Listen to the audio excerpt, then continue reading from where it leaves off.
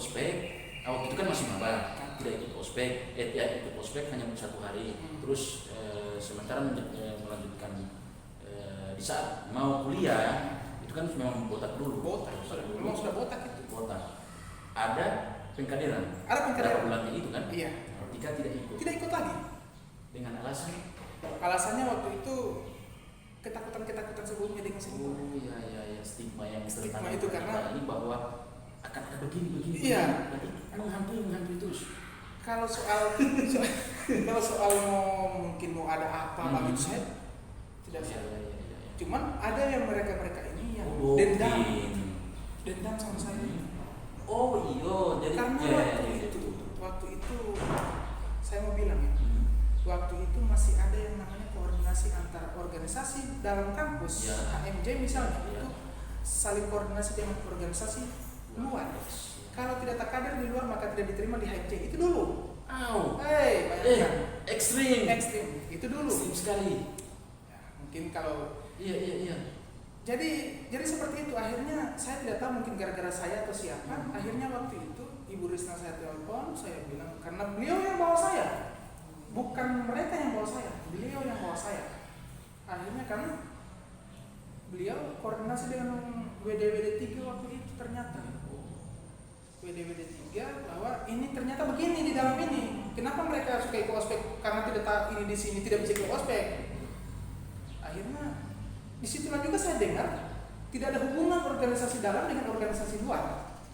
Yang di dalam kampus dengan di luar itu tidak ada hubungan. Setelah 3 tahun saat itu atau nanti? Nanti saya tahu. Tika mulai paham bahwasanya begini sebenarnya. Itu mereka tidak saling campur, tidak bisa itu. Nah, mulai dari situ saya lihat juga ada senior sejarah yang di situ. Itu lirikannya tidak bagus. Saya tahu semua orang-orang. Jadi dia cukup Tika ingat saja. Iya. Tidak perlu sebut di sini. Terus hanya jadi memori saya. Iya, itu menurut saya itu dinamika. Itu dinamika. Itu. Karena kita orang bahas itu, jadi itu dinamika berorganisasi. Nah, setelah itu alhamdulillah 2010 masuk dan pertanyaannya mungkin adalah kenapa saya tak kader di HMJ?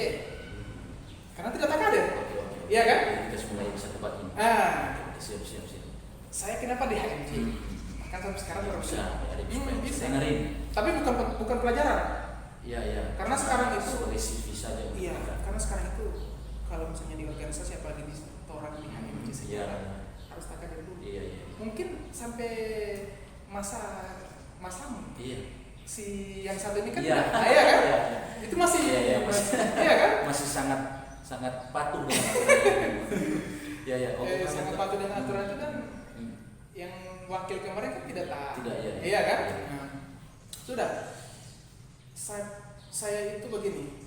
Saya 2010-2011 saya tidak jadi panitia di HMJ. Kan tidak kader kan?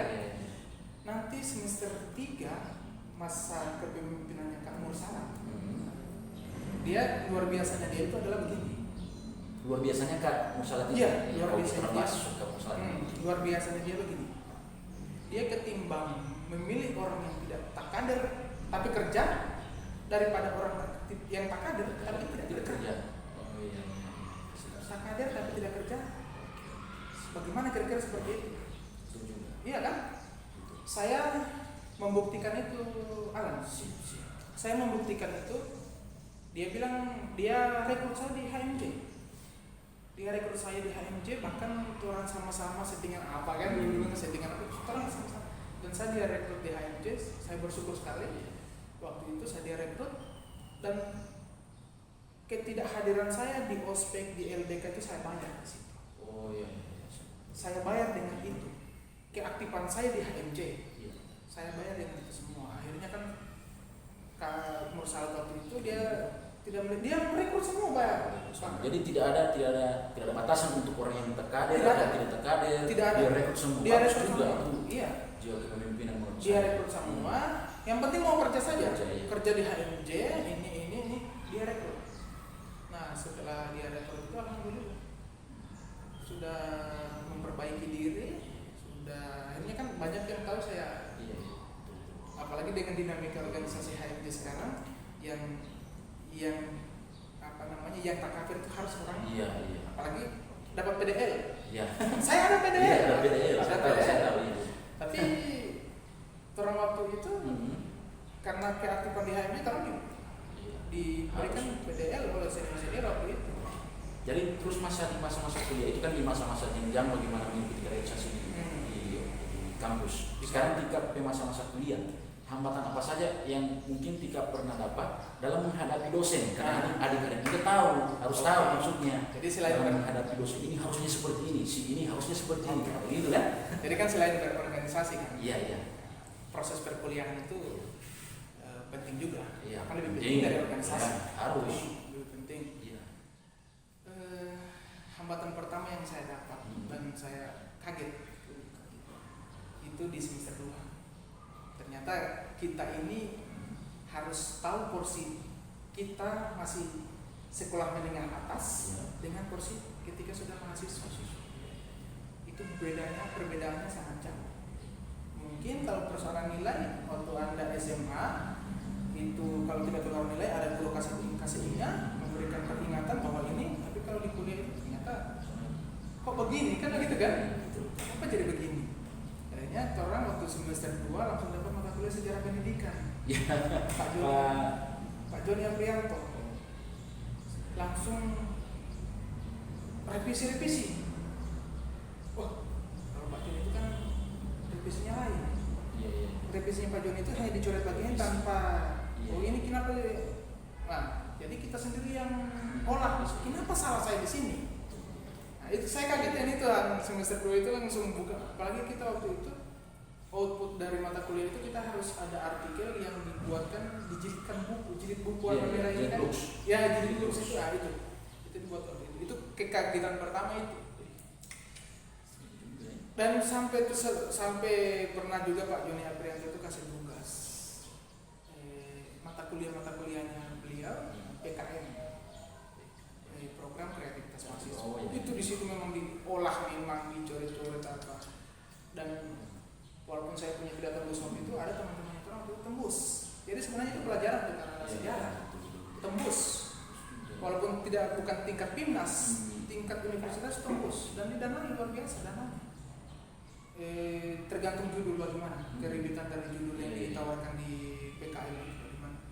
Itu sekarang jalan itu sekarang jalan. Ada tim dari PKM yang langsung melihat dengan, karena panitia sekarang itu yang ada di PKM itu pegawai juga yang ada sekarang di ekonomi dulu. Iya, jadi itu jalan. Dan Pak Joni itu sebenarnya pengalaman. Kalau misalnya saya sekarang posisinya sekarang sudah jadi dosen, saya terus terang saja, saya keras terhadap tugas. Oke, itu kalau dari segi perkuliahan terus mempersingkat, Tika masuk 2010 di sejarah, kelar atau wisuda 2015. Itu 5 tahun. 2014. Tak lewat kalau iya, jadi Tika memperoleh cum laude atau cum laude. Iya, karena 4 tahun itu cum laude itu 3,5 tahun, 4 tahun. Dan nilai itu jangan ada yang error iya. Atau C. Iya. Tidak bisa. Iya, betul. Itu nilai untuk cum laude itu. Iya. Itu adik-adik kalau jangan sampai ingin mau cum laude tapi 5,5 tahun itu cum laude itu. Sokalau. Iya. Oke, Tika 2014 kelar. Ini mau lanjut S2. Kemauan pribadi, orang tua, dorongan dari dosen atau kira-kira bagaimana? Saya 2014 selesai, saya jadi guru dulu. Oh, pernah? Iya. Guru SMA Negeri 1 Kota Gorontalo. SMA Semansa. Wow. Saya pernah jadi guru. Mantap. Berapa bulan lama? Cuma singkat, 8 bulan. Singkat apa ini? Lama itu. Saya jadi guru. Oke, pas. Saya jadi guru dulu SMA 1 Kota. Selama 8 bulan saya jadi guru. Di bulan ke-6 kalau tidak salah, kebetulan Kasalat. Jadi Kasalat ini kan begini, posisinya dia sekarang waktu itu dia sudah di Jawa. Oh iya, jadi Kasalat ini duluan ke Jawa. Belum ambil. Belum. Dia duluan ke Jawa dan dia sudah mendaftar di